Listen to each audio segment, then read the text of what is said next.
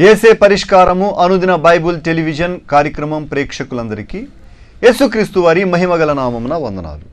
ప్రభువునందు ప్రియ దేవుని బిడ్డలారా, నేటి దినము బ్రదర్ కారుపాటి శ్యామ్ సాగర్ గారి ద్వారా వచన ధ్యానములను గలతీలకు రాసిన పత్రిక నుండి ధ్యానం చేసుకుందాము. మీరందరూ బైబుల్తోనూ నోట్బుక్తోనూ సిద్ధపడి ఉంటే బ్రదర్ కారుపాటి శ్యామ్ సాగర్ గారు ప్రార్థన చేసి ఈ దినపు వాక్య పరిచర్య చేస్తారు. ప్రభువునందు ప్రియమైన దేవుని బిడ్డలారా, ఈ రాత్రి కాలపు వాక్య భాగం కొరకు ప్రార్థన చేసుకుందాం. తలలో వంచండి, ప్రార్థనలో ఏకీభవించండి. మమ్మల్ని మిక్కిలుగా ప్రేమిస్తున్న మా ప్రియ పరలోకపు తండ్రి, మీ పరిశుద్ధ ఘననామమునకు స్తుతులు స్తోత్రాలు చెల్లిస్తున్నాను. ఈ రాత్రి కాలం మీ పాదాల చెంతకు వచ్చి మిమ్మల్ని స్తుతిస్తున్నాను. ఎపిసోడ్ స్పాన్సర్స్ను లేవనెత్తండి. మీ కృప పరిష్కారం పట్ల అనుగ్రహించండి. మా ప్రేక్షకులను దీవించండి. ఈ రాత్రి వాక్య భాగాన్ని ఆశీర్వదించి అనుగ్రహించండి. యేసునామములో వేడుచున్నాము తండ్రి, ఆమెన్. ప్రభువునందు ప్రియమైన దేవుని బిడ్డలారా, దయచేసి మీ పరిశుద్ధ బైబిల్ గ్రంథాన్ని తెరవండి. అపోస్తలుడైన పౌలు గారు గలతీ సంఘానికి వ్రాసిన పత్రిక 3వ అధ్యాయం 1వ వచనం నుండి వాక్యాన్ని గమనించండి. గలతీయులకు పౌలు రాసిన పత్రిక 3వ అధ్యాయం 1వ వచనం చదువుకుందాం. ఓ అవివేకులైన గలతీయులారా, మిమ్మల్ని ఎవడు భ్రమపెట్టెను? సిలువ వేయబడిన వాడైనట్టుగా యేసుక్రీస్తు మీ కనుల ఎదుట ప్రదర్శింపబడెను గదా. ఇది మాత్రమే మీ వలన తెలుసుకొనగోరుచున్నాను. ధర్మశాస్త్ర సంబంధ క్రియల వలన ఆత్మను పొందితిరా, లేక విశ్వాసముతో వినుట వలన పొందితిరా? మీరింత అవివేకులైతిరా. మొదట ఆత్మానుసారముగా ఆరంభించి ఇప్పుడు శరీరానుసారముగా పరిపూర్ణులగుదురా? వ్యర్థముగానే ఇన్ని కష్టములు అనుభవించితిరా? అది నిజముగా వ్యర్థము అగునా?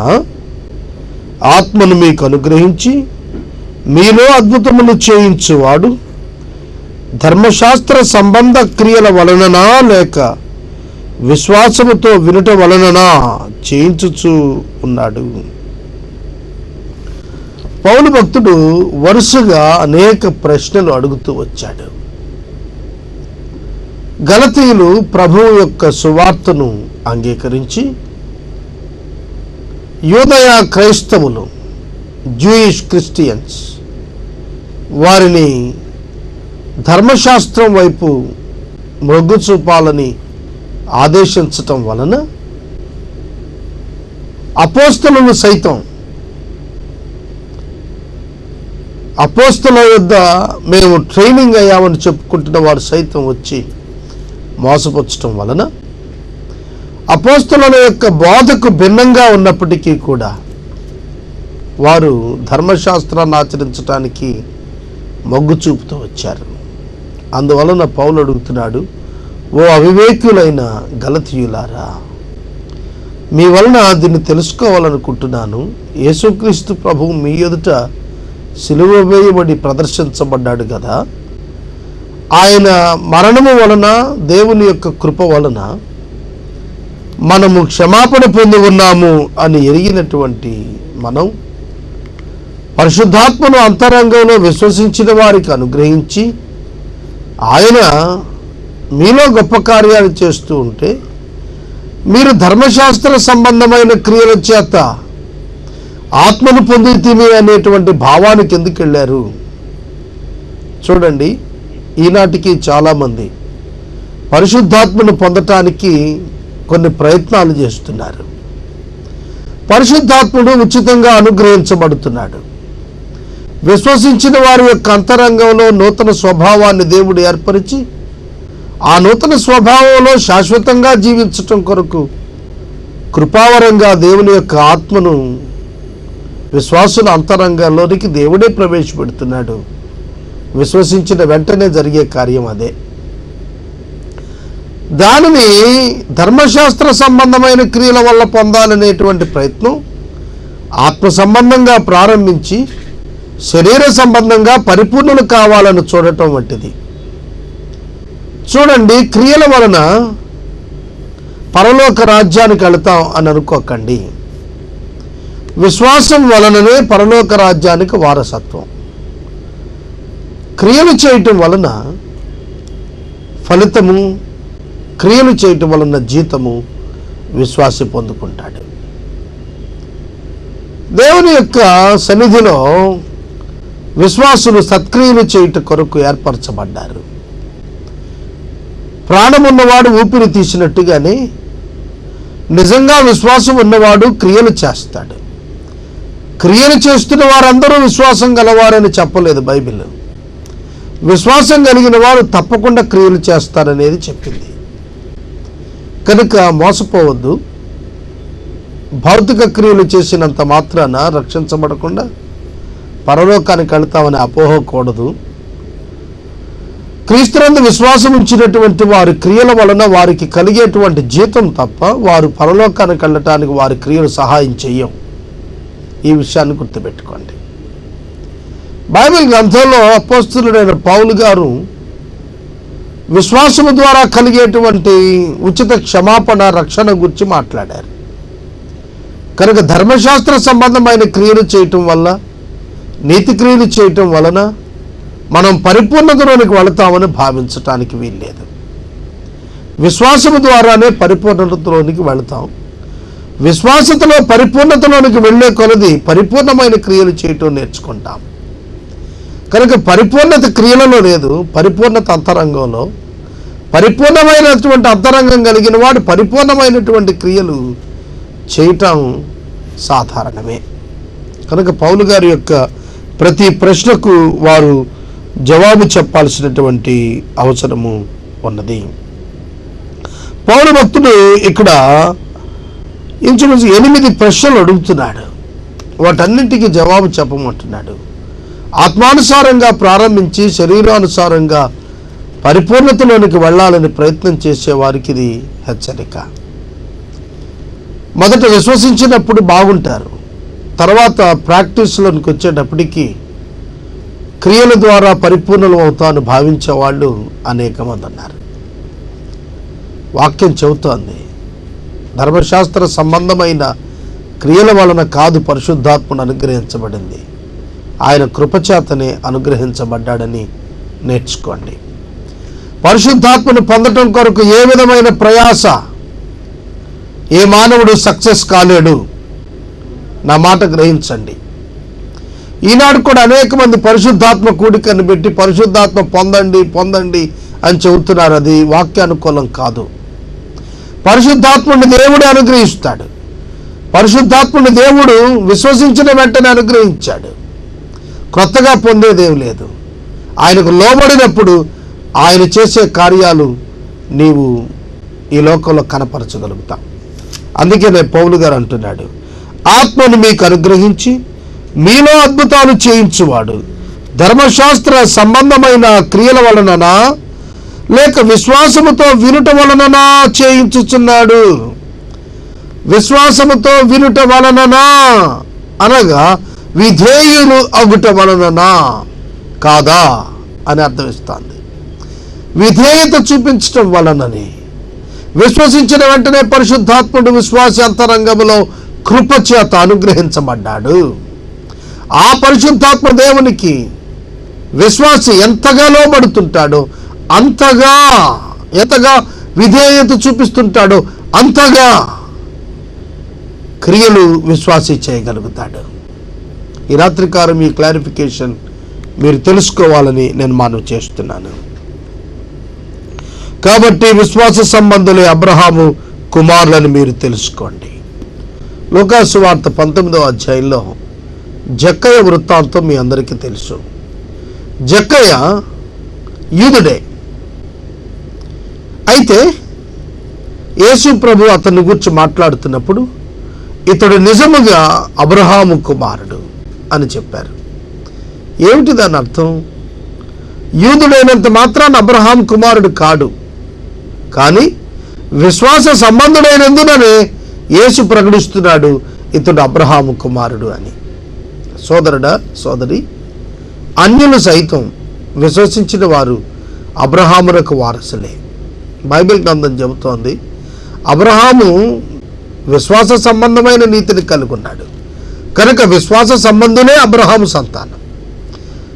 కేవలం అబ్రహాము యొక్క వంశంలో, అబ్రహాము యొక్క కుటుంబంలో శరీర రీతిగా జన్మించినంత మాత్రాన అబ్రహాము సంతానం అని చెప్పుకుంటున్నారా? వాగ్దానం ఎవరికి చేయబడింది? అబ్రహాము సంతానమునక, అబ్రహాము యొక్క విశ్వాస సంబంధులైన సంతానానిక? ఆలోచించండి. అబ్రహాము యొక్క సంతానం కేవలం ఇజ్రాయేలీయులే కాదు, ఇష్మాయేలీయులు ఉన్నారు, మిద్యానీయులు ఉన్నారు, ఇంకా అనేకులు ఉన్నారు. అబ్రహాము యొక్క సంతానం అన్నప్పుడు విశ్వాస సంబంధమైనటువంటి వారే. అబ్రహాము ఏ విశ్వాసాన్ని అయితే తాను కలుగున్నాడో ఆ విశ్వాసం కలిగిన వారే అబ్రహాము సంతానం. Irrespective of caste and creed, anyone can be, ఎవరైనప్పటికీ కూడా అబ్రహాము విశ్వాసమును కలిగిన వారు, అబ్రహాము వల్ల విశ్వాసమును కలిగిన వారు అబ్రహాము యొక్క సంబంధులుగా పిలువబడుతున్నారు. దేవుడు విశ్వాస మూలముగా అన్యజనులను నీతిమంతులుగా తీర్చునని లేఖనాలను ముందుగా నీ యందు అన్యజనులందరూ ఆశీర్వదించబడుదురు అని అబ్రహామునకు సువార్తను ముందుగా ప్రకటించెను. నీ యందు అన్యజనులందరూ ఆశీర్వదించబడుదురు. ఈ మాట మీకు ఎట్లుంది? యేసుక్రీస్తు ప్రభువు వారే అబ్రహాము యొక్క సంతానం. నీ సంతానం వలన అన్యజనులు ఆశీర్వదించబడతారన్నప్పుడు ఆ సంతానాన్ని గురించి గలతీయులకు పౌలు గారు రాస్తున్నప్పుడు ఆ సంతానము యేసుక్రీస్తు ప్రభువు అనేటువంటిది వస్తుంది మనకు. కనుక ఇస్సాకు వలనైనటువంటి సంతానం యేసుక్రీస్తు ప్రభువు ద్వారానే లోకమంతటిని, అన్యజనులందరినీ దేవుడు ఆశీర్వదిస్తున్నాడు. రక్షణ చేత దేవుడు ఆశీర్వదిస్తూ ఉన్నాడు. నీ యందు అన్యజనులు అందరూ ఆశీర్వదించబడుదురు. చూడండి, అబ్రహామునకు సువార్త ముందుగా ప్రకటించబడింది అంటున్నాడు. అబ్రహామునకు ముందుగా సువార్త ప్రకటించబడింది. ఏమిటా సువార్త? యేసుక్రీస్తే. నీ యందు అనగా నీ గర్భములో నుండి వచ్చేటువంటి రక్షకుని వలన అన్యజనులు రక్షించబడతారు, ఆశీర్వదించబడతారు. ఆశీర్వాదం అనే పదం రక్షణకు వాడుతున్నాడు పౌలు గారు ఇక్కడ. కానీ ఈనాడు ఆశీర్వాదం అనేటువంటి పదం మనం భిన్నమైనటువంటి భౌతిక అంశాలకు వాడుతున్నాం. బైబిల్ గ్రంథంలో నిజమైన ఆశీర్వాదం ఆధ్యాత్మిక రక్షణకు వినియోగించబడింది. ఈ దినం నేను ఒక పత్రిక చూచాను. ఆ పత్రికట అభిషిక్తమైనటువంటి పత్రికట. దానిని చేతిలో పట్టుకుని ఎవరైనా పీడిత ప్రజలుంటే ప్రార్థిస్తే ఆ పీడ వదిలిపోతుందట. ఆ వదిలినాక సహోదరులు ఎవరికైనా డిస్ట్రిబ్యూట్ చేయండి అని రాశాడు రచయిత. ఎంతటి మోసం అది! దేవుని యొక్క వాక్యానికి విరుద్ధమైనటువంటి అనేకమైన విషయాలు ఈనాడు సమాజంలో వెలుగులోకి వస్తున్నాయి క్రైస్తవ్యం పేరట. వాటిని నమ్మాల్సినటువంటి పని లేదని విశ్వాసులకు నేను మనవి చేస్తున్నాను. వాక్యంలో రాస్తున్న మాట గమనించండి. అబ్రహామునకు ముందుగా సువార్త ప్రకటించబడిన. నోవా కాలంలో సువార్త ప్రకటించబడింది. ఆత్మరూపిగా ఆయనే స్వయంగా వెళ్ళి ఆయన చెరలో ఉన్నటువంటి వారికి సువార్త ప్రకటించాడని వ్రాస్తున్నాడు. అబ్రహాము కాలంలో సువార్త ప్రకటించబడటమంటే యేసును గూర్చినటువంటి సమాచారం అబ్రహాము గ్రహింపునకు వచ్చింది. అలాగే దావీదు భక్తుడు కూడా యేసుక్రీస్తు ప్రభువును గూర్చి లేఖనాల్లో ప్రవచనాలు ఇస్తున్నప్పుడు చూస్తాం. ఆయన కుమారుడైతే ప్రభు ఎట్లా అవుతాడని యేసు ప్రభువే దావీదు యొక్క మాటలను గురించి ఆయన వివరణ అడిగారు. అవునండి, యేసుక్రీస్తు ప్రభువు దావీదు రాసిన మాటలను జ్ఞాపకం చేస్తూ ప్రభువు ఆ యొక్క కుమారుడు అని ఒక ప్రక్కన మాట్లాడుతున్నా ప్రభువు అనేటువంటి పదం మాట్లాడతాడు దావీదు. కుమారుడు దావీదుకు కుమారుడు అయితే ప్రభు ఎట్లా అవుతాడు అని అడుగుతున్నాడు. కనుక ప్రభువు అన్నప్పుడు దావీదు గారు కూడా యేసుక్రీస్తు ప్రభుని ఎరిగిన వాడు 22వ కీర్తనలో ఆయన శిలువ శ్రమానుభవాలను గురించి రాశాడు. కనుక ఈ సువార్త అనేటువంటిది పాత నిబంధనలో మర్మయుక్తంగా ఉన్నప్పటికీ కూడా పౌలు గారు దానిని ప్రత్యక్షతగా, తనకివ్వబడిన ప్రత్యక్షతగా ఆయన బయటకు తీసుకొచ్చి తెలియచేస్తున్నాడు. విశ్వాసము ద్వారా కృపచేతనే రక్షణ, అన్యజనులకు సైతము రక్షణ ఉన్నది. పాత నిబంధన కాలంలో ఇశ్రాయేలీయులకే రక్షణ అనుకునేవాళ్ళండి. కానీ అన్యజనులకు కూడా రక్షణ ఉన్నది అనేటువంటిది చరిత్ర రుజువు చేసింది. మనం దాన్ని చూస్తున్నాం బైబిల్లో. 9వ వచనం, కాబట్టి విశ్వాస సంబంధులే విశ్వాసము గల అబ్రహాముతో కూడా ఆశీర్వదించబడుదురు. అబ్రహాము ఆశీర్వదించబడింది ఎట్లాగా? అబ్రహాము ఆశీర్వదించబడింది కష్టపడి పని చేసుకోవటం వల్ల కాదండి, ఆయన ప్రణాళిక వలన ఆశీర్వదించబడ్డాడు. అలాగనే విశ్వాసులు అందరూ కూడా విశ్వసించిన అబ్రహాము వలనే ఆశీర్వదించబడతారు. ఎట్లాగా? రక్షణ చేత. ధర్మశాస్త్రము విధించిన క్రియల సంబంధులందరూ శాపమునకు లోనై ఉన్నారు. ధర్మశాస్త్రం విధించిన క్రియలకు సంబంధించిన వారందరూ శాపానికి లోనై ఉన్నారు. ఎందుకనగా ధర్మశాస్త్ర గ్రంథమందు వ్రాయబడిన విధులన్నీ చేయటి యందు నిలకడగా ఉండన వాడు శాపగ్రస్తుడని ధర్మశాస్త్రంలోనే వ్రాయబడింది. అవును కదండి, ధర్మశాస్త్రమే చెబుతుంది. ఒక సున్నైనా పుల్లైనా తప్పిపోతే, ధర్మశాస్త్రంలో ఒక ఆజ్ఞ మీరితే అన్ని ఆజ్ఞలు మీరినట్టే. కనుక ధర్మశాస్త్రాన్ని పూర్ణంగా నెరవేర్చగలిగినటువంటి మానవుడు లేడండి. అటువంటిప్పుడు మానవుడు ధర్మశాస్త్రం వల్ల నీతిమంతుడిగా ఎలాగ ఎంచబడతాడు? ఎంచబడలేడు. ధర్మశాస్త్రం పాపం ఆరోపించబడటానికి ఇవ్వబడింది తప్ప పాపం తొలగించడానికి ఇవ్వబడలేదండి. పాపం అంటే ఏంటో తెలుసుకోవటానికి ఒక డయాగ్నోస్టిక్ సెంటర్ లాంటిది. ధర్మశాస్త్రం ఒక డయాగ్నోస్టిక్ టెస్ట్ లాంటిది. మనం పాపలను గుర్తెరగటానికి ధర్మశాస్త్రం ఉపయోగపడుతుంది తప్ప పాపం నుంచి విముక్తి తీసుకుని రావటానికి ధర్మశాస్త్రానికి శక్తి లేదు. అందుకే ధర్మశాస్త్ర సంబంధులందరూ కూడా శాపంలోనే ఉన్నారంటున్నాడు పౌలు గారు. నిజమే, ధర్మశాస్త్రాన్ని అనుసరిస్తూ మేము చాలా గొప్పవారమని తెలుస్తున్న వారు పాపక్షమాపణ కొరకు ప్రభు దగ్గరికి రావాల్సిన ఆవశ్యకత ఉందని పౌలు తెలియజేశారు. ధర్మశాస్త్రము చేత ఎవడు దేవుని ఎదుట నీతిమంతుడిగా తీర్చబడడు అను సంగతి స్పష్టమే.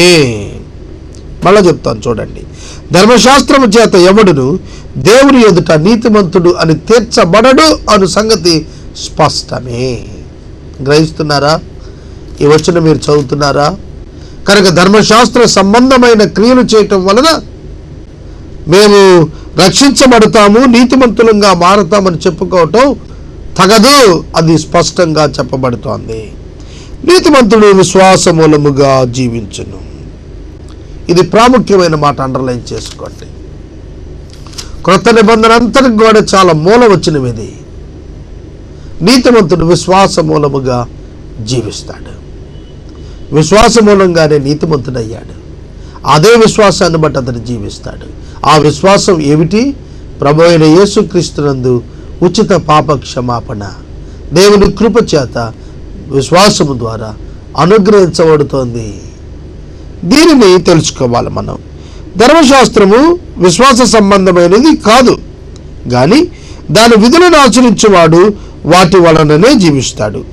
ఆత్మను గుర్చిన వాగ్దానం విశ్వాసం వలన మనకు లభించినట్లు అబ్రహాము పొందిన ఆశీర్వచనం యేసుక్రీస్తు ద్వారా అన్యజనులకు కలుగుటకై క్రీస్తు మన కోసం శాపమై మనలను ధర్మశాస్త్రం యొక్క శాపము నుండి విమోచించెను. ధర్మశాస్త్రం యొక్క శాపం నుండి, ధర్మశాస్త్రం పాటించకపోవటం వలన కలిగిన శాపము నుండి క్రీస్తు మనలను విమోచించటానికి ఆయన ధర్మశాస్త్రానికి లోబడిన వాడయ్యాడు. ఇందును గూర్చి మాను మీద వేలాడదీయబడిన ప్రతివాడును శాపగ్రస్తుడని వ్రాయబడి ఉన్నది. సహోదరులారా, మనుష్య రీతిగా మాట్లాడుచున్నాను. మనుషులు చేసిన వడంబకైనను స్థిరపడిన తరువాత ఎవడునూ దానిని కొట్టివేయుడు, దానితో మరేమీ కలుపడు. అబ్రహామునకును అతని సంతానమునకును వాగ్దానములు చేయబడిను. ఆయన అనేకులను గురించి అన్నట్టు సంతానములకును అని చెప్పక ఒక్కరి గురించి అన్నట్టుగా నీ సంతానమునకు అనెను. ఆ సంతానము క్రీస్తు. 16వ వచనంలో చెప్తున్నారు పౌలు, నీ సంతానములకు అని అనలేదట, నీ సంతానమునకు అన్నాడు. సింగులర్ నౌన్, ఏకవచన పద ప్రయోగం. సింగులర్ నౌన్, ఒక్క సంతానం అని చెప్పాడు. ఆ ఒక్కడు యేసుక్రీస్తే అంటున్నాడు. అబ్రహాము యొక్క సంతానం అన్నప్పుడు ఇస్సాకు నుండి యాకోబు నుండి కలిగిన ఇశ్రాయేలు 12 గోత్రాలని కాదండి అర్థం. ఇది చాలామంది అర్థం కాక డివియేట్ అయిపోయారు బైబిల్ ట్రూత్ నుంచి. బైబిల్ తప్పని భ్రమలోకి వెళ్ళారు చాలామంది. వాస్తవంగా ఇక్కడ చెబుతోంది ఏమిటంటే, అబ్రహాము యొక్క సంతానము ద్వారా దీవెనగా ఆ సంతానము యేసుక్రీస్తు. ఇది పౌలు గారు చాలా జాగ్రత్తగా ఎక్స్ప్లెయిన్ చేస్తున్నారు. నేను చెప్పినది ఏమనగా, 430 సంవత్సరాల తర్వాత వచ్చిన ధర్మశాస్త్రం వాగ్దానమును నిరర్థకము చేయనంతగా పూర్వమందు దేవుని చేత స్థిరపరచబడిన నిబంధనను కొట్టివేయదు. ధర్మశాస్త్రం ఎప్పుడు వచ్చింది? మోషే కాలంలో వచ్చింది. నిబంధన ఎప్పుడు వచ్చింది? అబ్రహాము కాలంలో వచ్చింది. అబ్రహాము కాలంలో వచ్చిన నిబంధనను ధర్మశాస్త్రం ఎట్లా కొట్టేస్తుంది? కొట్టేయలేదు. కనుక నిబంధనే ముందు, వాగ్దానమే ముందు. కనుక వాగ్దానము, నిబంధన, నీతిని కలుగజేసేవి ధర్మశాస్త్రం కంటే ముందుగా అనుగ్రహించబడ్డాయి. కనుక కృప ద్వారానే రక్షణ, ధర్మశాస్త్రం ద్వారా రక్షణ రాదు. ధర్మశాస్త్ర క్రియలు ఆచరించడం వల్ల ఏ విధమైన ఆధ్యాత్మిక మేలులు పొందలేము. ఆ స్వాస్థ్యం ధర్మశాస్త్రం మూలంగా కలిగిన ఎడల ఇక వాగ్దానం మూలంగా కలిగింది కాదు. అయితే దేవుడు అబ్రహామునకు వాగ్దానం వల్లనే దానిని అనుగ్రహించును. అలాగైతే ధర్మశాస్త్రం ఎందుకు? ఎవరికి ఆ వాగ్దానం చేయబడినో ఆ సంతానం వచ్చే వరకు అది అతిక్రమములను బట్టి దానికి తరువాత ఇవ్వబడిను. అది మధ్యవర్తి చేత దేవదూతల ద్వారా నియమించబడిను. దేవదూతల ద్వారా అన్నప్పుడు ప్రవక్త అని అర్థం. ఇక్కడ అనగా మోషే భక్తుడిని జ్ఞాపకం చేస్తున్నాడు ఇక్కడ. కనుక ఆ సంతానము వచ్చే వరకు కూడా క్రమపరచబడిన జీవిత విధానం జీవించడానికి వాగ్దానము యొక్క పరిపూర్ణత, నెరవేర్పు క్రీస్తు కాలంలో జరుగుతుంది. అప్పటి వరకు మోషే ద్వారా ధర్మశాస్త్రాన్ని ఇచ్చి బలులను ఇంట్రడక్షన్ ఇచ్చాడు దేవుడు. కనుక బలుల కంటే ముందే వాగ్దానం. ఆ వాగ్దానం క్రీస్తును గుర్చినది. కనుక క్రీస్తు పూర్వం ఇవ్వబడిన బలులు క్రీస్తు యొక్క బలికి ముంగుర్తు తప్ప క్రీస్తు యొక్క బలి ఇవ్వబడుతున్న బలుల వలన కలిగినది కాదు. గ్రహించారా? అబ్రహాము యొక్క నిబంధన, అబ్రహాముకి ఇవ్వబడిన వాగ్దానం క్రీస్తును గురించి ఇవ్వబడింది. కనుక క్రీస్తు యొక్క బలికి అబ్రహాము తర్వాత 400 సంవత్సరాల తర్వాత వచ్చిన బలులున్నాయి చూశారు. అవి ఛాయారూపకాలే తప్ప క్రీస్తు యొక్క బలి వాటి నుండి కలిగింది కాదు. క్రీస్తు బలికి ముంగుర్తుగా అవి అనుగ్రహించబడ్డాయి. కాబట్టి గుర్తించండి, సువార్త అంతిమము. మధ్యవర్తి ఒకనికి మధ్యవర్తి కాడు గాని దేవుడు ఒక్కడే. ధర్మశాస్త్రము దేవుని వాగ్దానములకు విరోధమైందా? అట్లా అనకూడదు. జీవింపచేయు శక్తి గల ధర్మశాస్త్రం ఇయ్యబడి ఉన్న ఎడల వాస్తవముగా నీతి ధర్మశాస్త్రం మూలంగానే కలుగును గాని యేసుక్రీస్తునందరి విశ్వాసం మూలంగా కలిగిన వాగ్దానం విశ్వసించు వారికి అనుగ్రహించబడినట్లు లేఖనము అందరినీ పాపములో బంధించి ఉంచెను. లేఖనము అందరినీ పాపములో బంధించి ఉంచెను. యేసుక్రీస్తు ప్రభువు వారు కాలము సంపూర్ణమైనప్పుడు ప్రత్యక్షపరచబడాల్సింది ఉంది అనేది లేఖనాల సారం. క్రీస్తు పూర్వం ఉన్నటువంటి ప్రవక్తలందరూ కూడా క్రీస్తు యొక్క మొదటి ఆగమనము కొరకు ఎదురు చూచారు. కనుక యేసుక్రీస్తు ప్రభువు వచ్చే వరకు కూడా మనుషులందరినీ కూడా ఈ వాక్యము, లేఖనము పాపములో బంధించి ఉంచింది. పాపము నుండి విమోచన క్రీస్తు వచ్చే వరకు సాధ్యం కాకుండా దేవుని యొక్క ప్రణాళికలో సమయం అనుగ్రహించబడింది. అందుకనే అపోస్తుల కార్యములు అన్నాడు, దేవుడు ఆ అజ్ఞాన కాలం యందు చూచి చూడనట్టుగా ఉన్నాడు అన్నాడు. ఎందుకంటే కుమార ప్రత్యక్షత వచ్చే వరకు కూడా మానవులు పరిపూర్ణమైన విడుదల పొందలేరు. దాని కొరకే మనుషులందరూ పాపములో బంధించబడి ఉన్నారు. సోదరుడా, సోదరి, పౌలు గారి యొక్క వాక్యం జాగ్రత్తగా అర్థం చేసుకోవాలి. మీకు జాగ్రత్తగా వివరించడానికి నేను ప్రయత్నం చేస్తున్నాను. యేసుక్రీస్తునందలి విశ్వాసం మూలంగా కలిగిన వాగ్దానం విశ్వసించిన వారికి అనుగ్రహించబడాలి. యేసుక్రీస్తు ప్రభువును గుర్చిన వాగ్దానం ఏదైనా వరంలోనే చేయబడిందండి ఆదామవ్వలకు. ఆ తర్వాత అబ్రహాము గారి నిబంధనలో ఆ వాగ్దానం చూపించబడింది. ఆ తరువాత ఆయన ప్రత్యక్షమైనప్పుడు ఆయన యందు విశ్వాసం ఉంచే వారి కొరకు అందరూ పాపములో ఉండేటట్టుగానే దేవుడు ఆయన యొక్క ప్రణాళికను ఉంచినారు. కనుక క్రీస్తునందు విశ్వాసం ఉంచిన వారు విమోచించబడతారు ఉచితంగా అనేది ఇక్కడ వాగ్దానం. వాక్యాన్ని ఇక్కడ నేను నిలుపుదల చేస్తున్నాను. ఎపిసోడ్ సహకారులు కావాలి, దయచేసి ముందుకు రమ్మని మనం చేస్తున్నాను. మనము ఇంతవరకు బ్రదర్ కారుపాటి శ్యామ్ సాగర్ గారి ద్వారా వచన ధ్యానములను గలతీలకు రాసిన పత్రిక నుండి ధ్యానం చేసుకున్నాము.